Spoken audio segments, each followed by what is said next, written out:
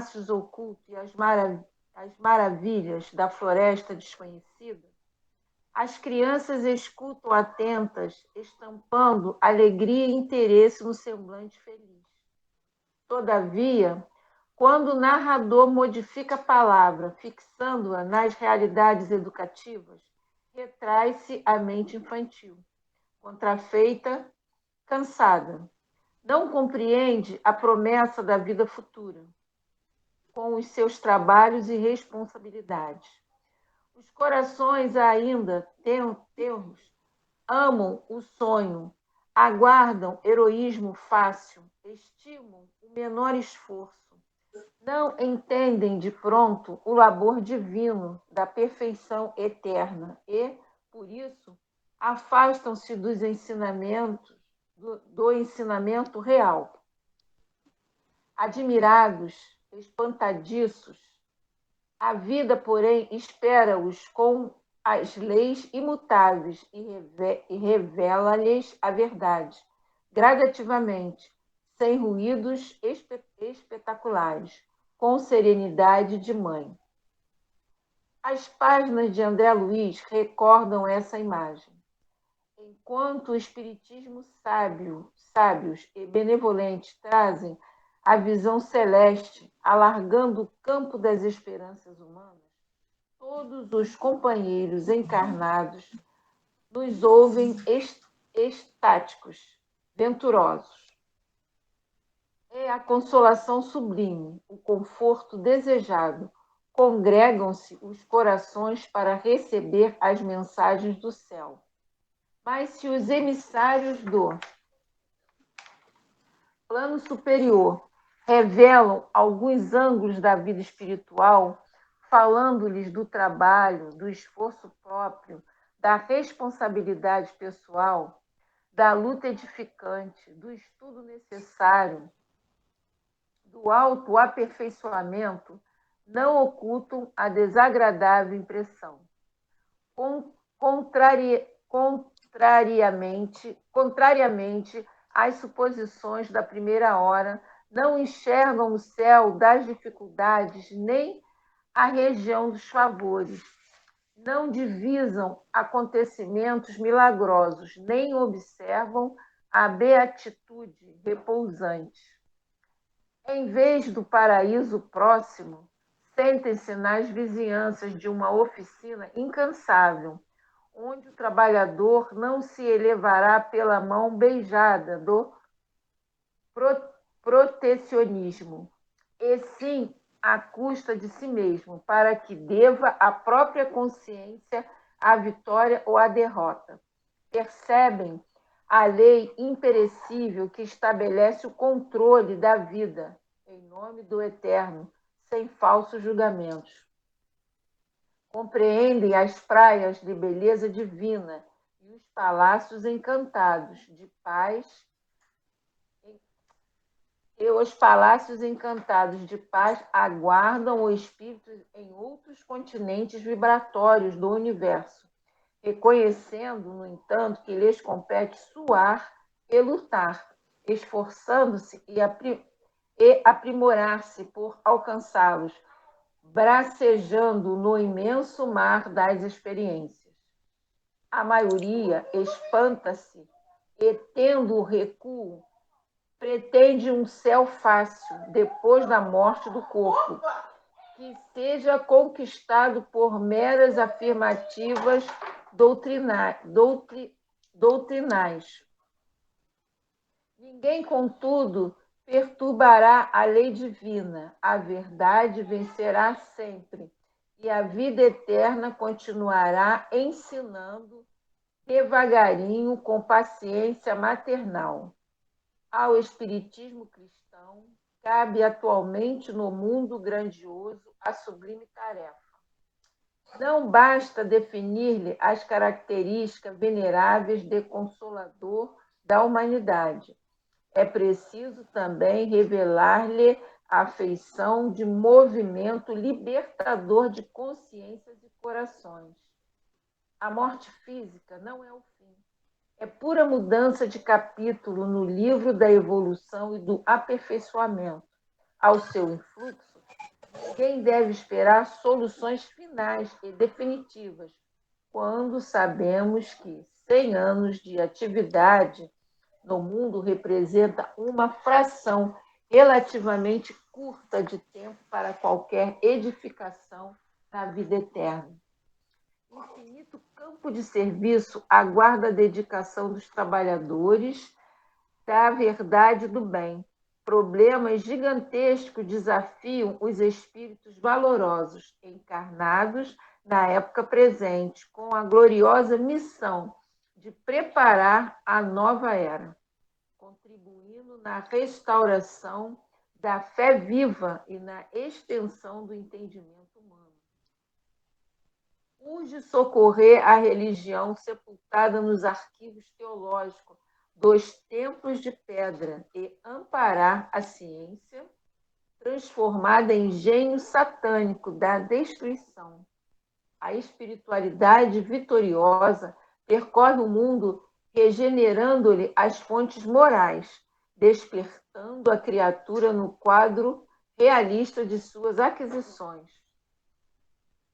Há chamamentos novos para o homem descrente do século XX, indicando-lhe horizontes mais vastos, a demonstrar-lhe que o espírito vive acima das civilizações, que a guerra transforma ou consome na sua voracidade de dragão multimilenário. Ante os tempos novos, e considerando o esforço grandioso da renovação, requisita-se o concurso de todos os servidores fiéis da verdade e do bem, para que, antes de tudo, vivam a nova fé, melhorando-se e elevando-se cada um a caminho do mundo melhor, a fim de que a edificação do Cristo prevaleça sobre as meras palavras das ideologias brilhantes. Na consecução da tarefa superior, congregam-se encarnados e desencarnados, de boa vontade, construindo a ponte de luz, através da qual a humanidade transporá o abismo da ignorância e da morte. É por esse motivo, leitor amigo, que André Luiz vem uma vez mais ao teu encontro para dizer-te algo do serviço divino dos missionários da luz, esclarecendo, ainda que o homem é um espírito eterno, habitando temporariamente o templo vivo da carne terrestre, que o perispírito não é um corpo de vaga neblina, e sim organização viva, a que se amoldam as células materiais que a alma, em qualquer parte, recebe segundo as suas criações individuais. E os laços do amor e do ódio nos acompanham em qualquer círculo da vida, que outras atividades são desempenhadas pela consciência encarnada. Além da luta vulgar de cada dia, que a reencarnação é orientada por sublimes ascendentes espirituais, e que, além do sepulcro, a alma continua lutando e aprendendo, aperfeiçoando-se e servindo aos desígnios do Senhor, crescendo sempre para a glória imortal a que o Pai nos destinou. Se a leitura te assombra, se as afirmativas do mensageiro te parecem revolucionárias, recorre à oração e agradece ao Senhor o aprendizado, pedindo-lhe que esclareça e ilumine para que a ilusão não te retenha em suas malhas. Lembra-te de que a revelação da verdade é progressiva, e rogando o socorro divino para o teu coração, atende aos sagrados deveres que a terra te designou para cada dia, consciente de que a morte do corpo não te conduzirá à estagnação, e sim a novos campos de aperfeiçoamento e trabalho de renovação, a luta bendita onde viverás muito mais e mais intensamente. Emanuel, Pedro Leopoldo, Minas Gerais, 13 de maio de 1945. Muito bonito, né? É isso. Alguém quer falar alguma coisa? Então, vamos começar o capítulo 1, o psicógrafo. Então, vamos lá. Antes da esfera carnal, o instrutor Alexandre, que desempenha elevadas funções em nosso plano, dirigiu-me a palavra gentilmente. Compreendo seu desejo. Se quiser, poderá acompanhar-me ao nosso núcleo em momento oportuno. Sim, respondi encantado. A questão mediúnica é fascinante. O interlocutor sorriu benevolentemente e concordou. De fato, para quem lhe examine os ascendentes morais. Marcou-se mais tarde a noite de minha visita e esperei os ensinamentos práticos, alimentando indispensável interesse. Surgida a oportunidade, vali-me da prestigiosa influência para ingressar no espaçoso e velho salão, onde Alexandre desempenha atribuições na chefia. Entre as dezenas de cadeiras dispostas em filas, somente 18 permaneciam ocupadas por pessoas terrestres, autênticas. As demais atendiam à massa invisível aos olhos comuns do plano físico. Grande assembleia de almas sofredoras, público extenso e necessitado. Reparei que fios luminosos dividiam os assistentes da região espiritual em turmas diferentes. Cada grupo exibia características próprias.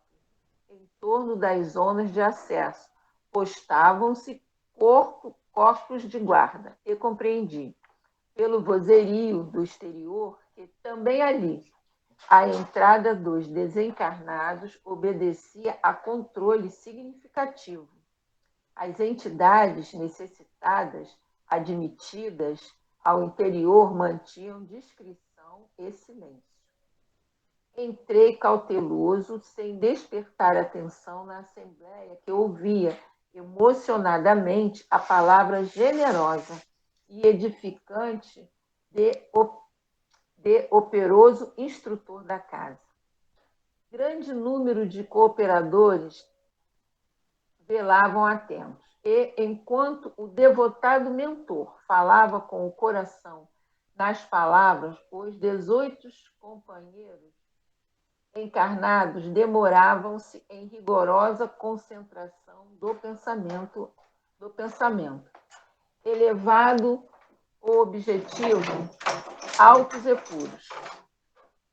Pensamentos elevados ao objetivo altos e puros. Era belo sentir-lhes a vibração particular. Cada qual emitia raios luminosos, muito diferentes entre si, na intensidade e na cor. Esses raios confundiam-se à distância aproximada de 60 centímetros por corpos físicos.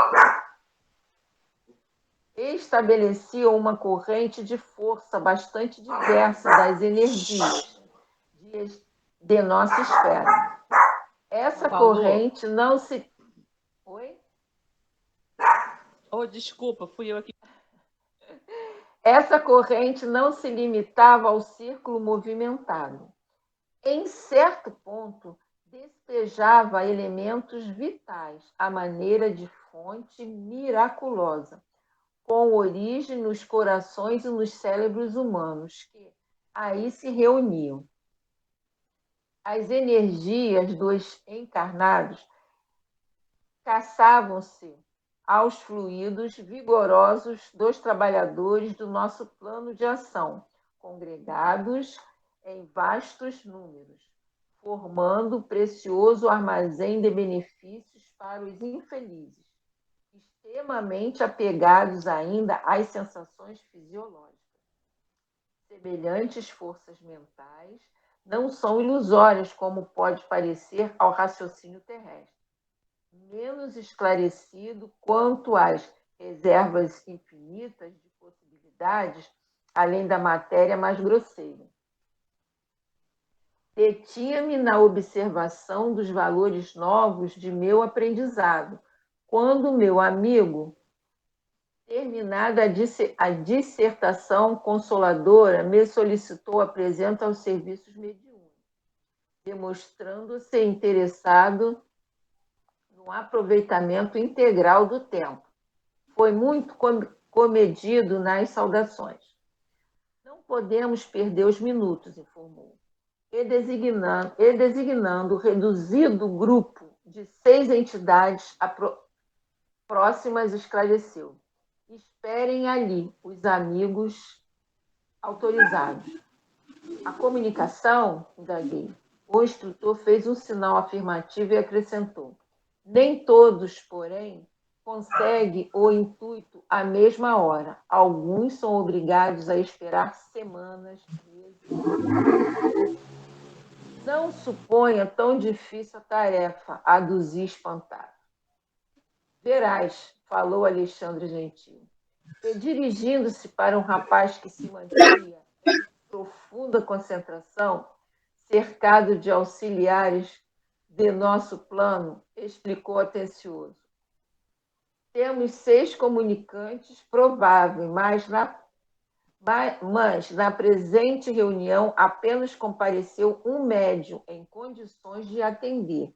Desde já, portanto, somos obrigados a considerar que o grupo de aprendizes e obreiros terrestres somente receberá o que se relacione com o interesse coletivo. Não há possibilidade para qualquer serviço extraordinário.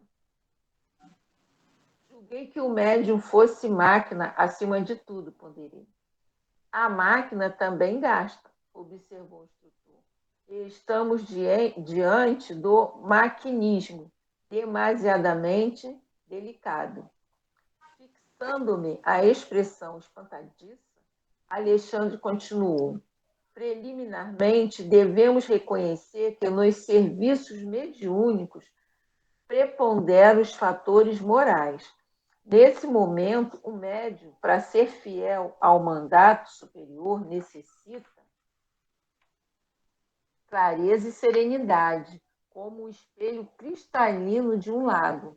De outro modo, as ondas de inquietude perturbariam a projeção de nossa espiritualidade sobre a materialidade terrena, como as águas revoltas não refletem as imagens sublimes do céu e da natureza ambiente. Vamos dar uma paradinha aqui para a gente não se perder, senão a gente lê muito e fica longo. Alguém quer falar alguma coisa até aqui? Eles estão numa casa espírita, né? Eles estão numa casa espírita.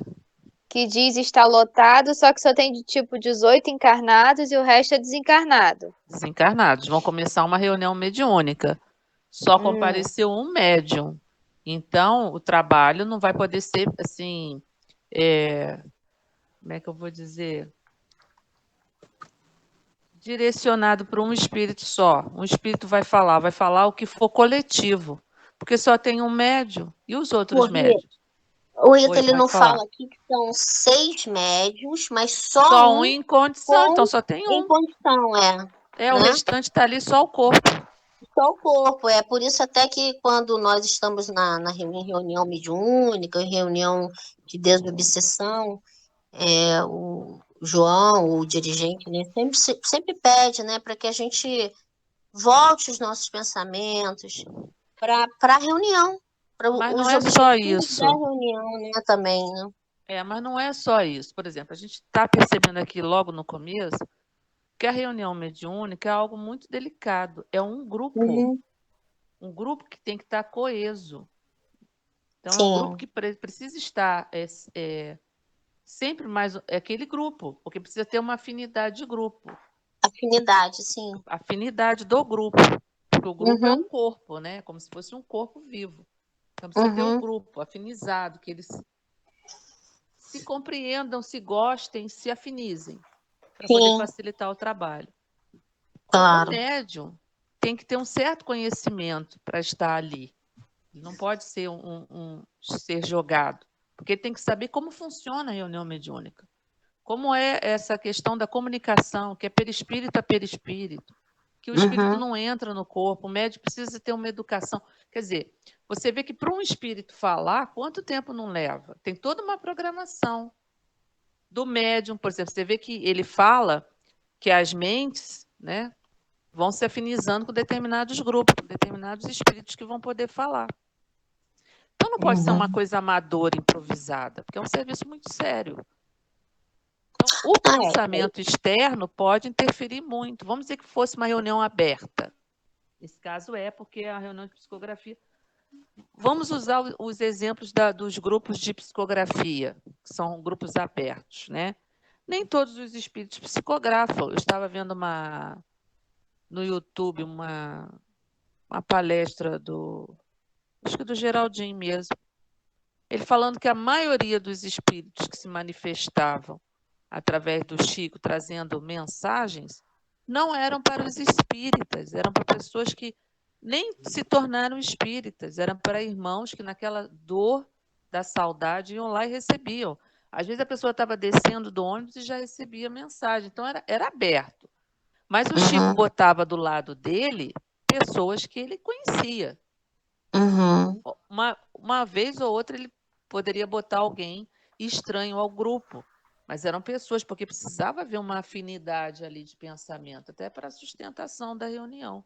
Então não pode ser uma coisa improvisada.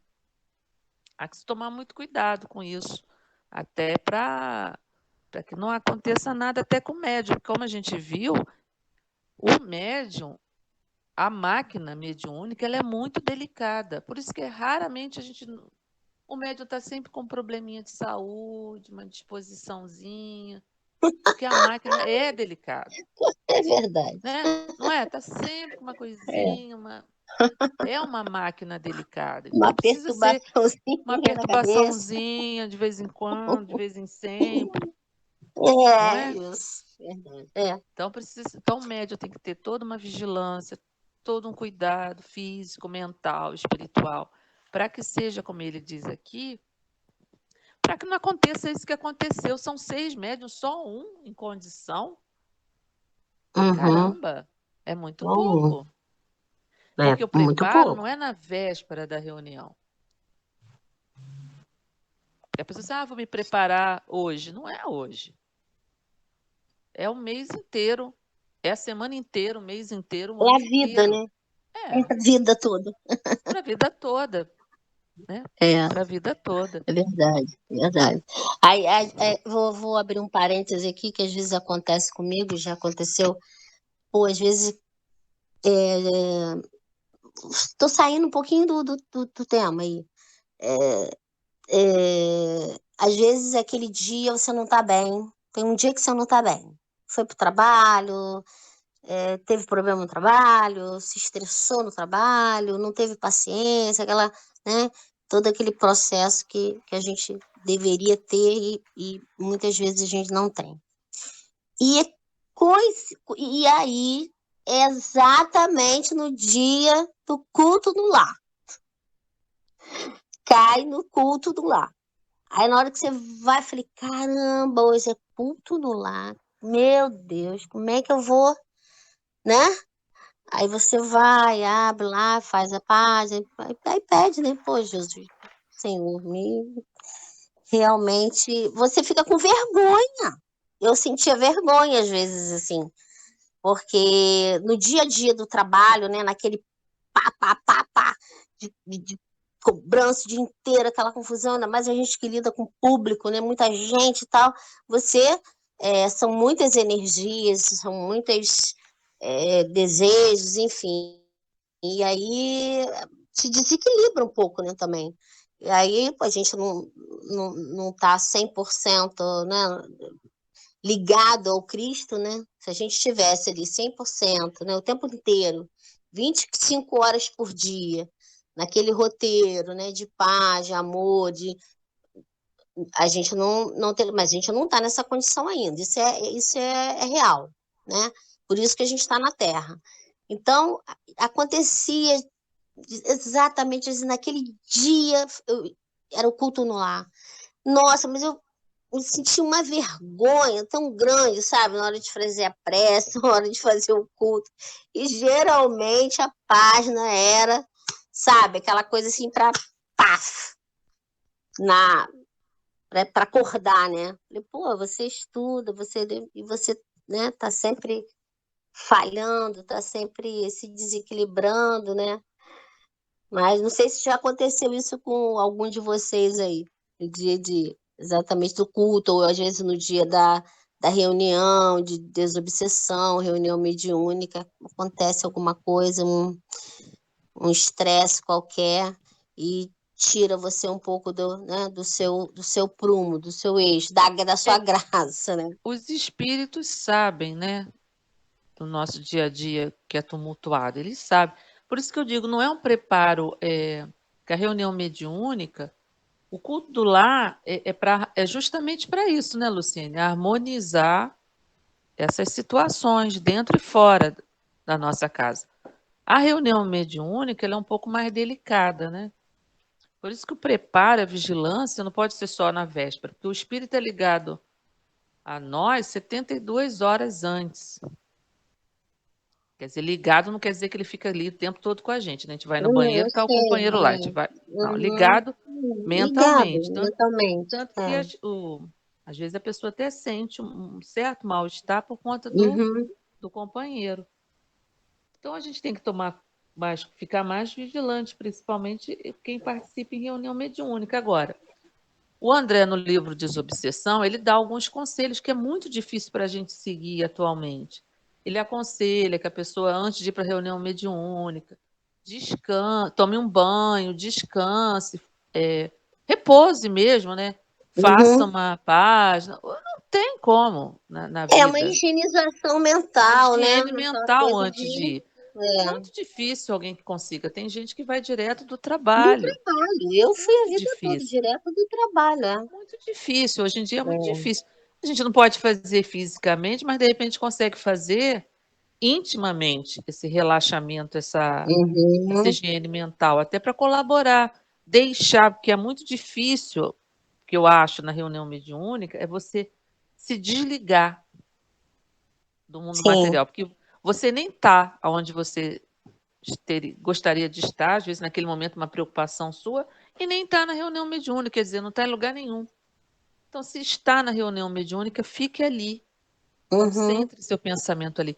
Ouça as doutrinações, porque é muito mais para a gente do que para os Muito pra espíritos. gente, exata, mas muito Observe os pra gente. exemplos que eles trazem. Nossa, só é pra Escute o que o gente. doutrinador está falando. Às vezes, quem está sendo doutrinado ali é você.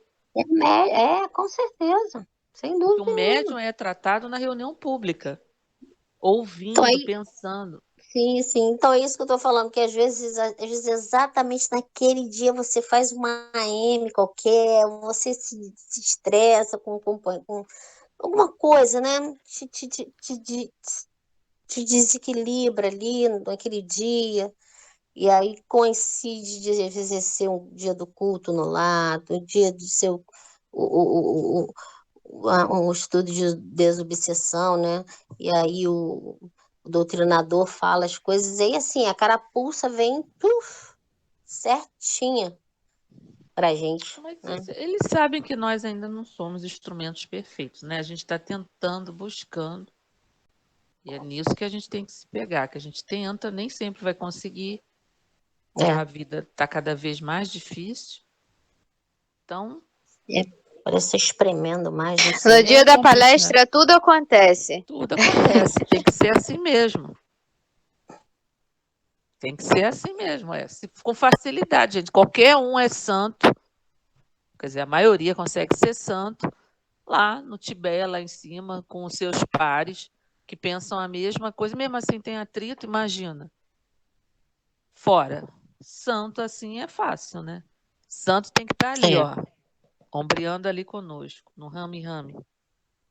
Vamos parar, meninas. verdade. Você vê, acho que dá para a gente parar aqui nesse parágrafo, ó. indicando o médium, antes de entrar na... Nesse livro a gente vai devagarzinho mesmo, porque eles são mais longos. Todo mundo marcou? Aham. Indicando o médium, prosseguiu o orientador com voz firme. Não achei meu livro em lugar nenhum aqui em casa. Vai Não aparecer. achei. Não achei. Eu gosto de ler, porque no livro, mas não Eu achei, gosto do não. livro também, físico. Também. Até porque você faz uma anotaçãozinha, você anota, né, para depois comentar. Mas eu não achei, já procurei tudo, não acho o livro. Um mês atrás o livro estava aqui, agora sumiu, não acho. Não achei hoje. Tá aí, vai aparecer. Espera, porque daqui a pouco você vai achar. Provavelmente. Então, vamos fazer a nossa prece. O meu é de 95. Então, Aí eu vamos fazer a nossa... encomendei Meu logo nem um era meu. O vinho. meu foi dado para uma pessoa Não, meu e veio parar em minhas mãos. Então, vamos fazer a nossa prece? Quem gostaria de fazer a prece final? Olha, se ninguém fizer, eu posso fazer, tá? Então faz, Lucinho, por favor.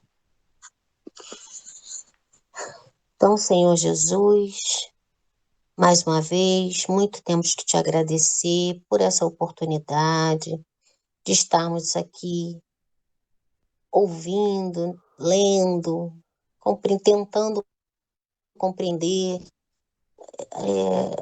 os seus ensinamentos, né, do nosso tudo que o André passou e tão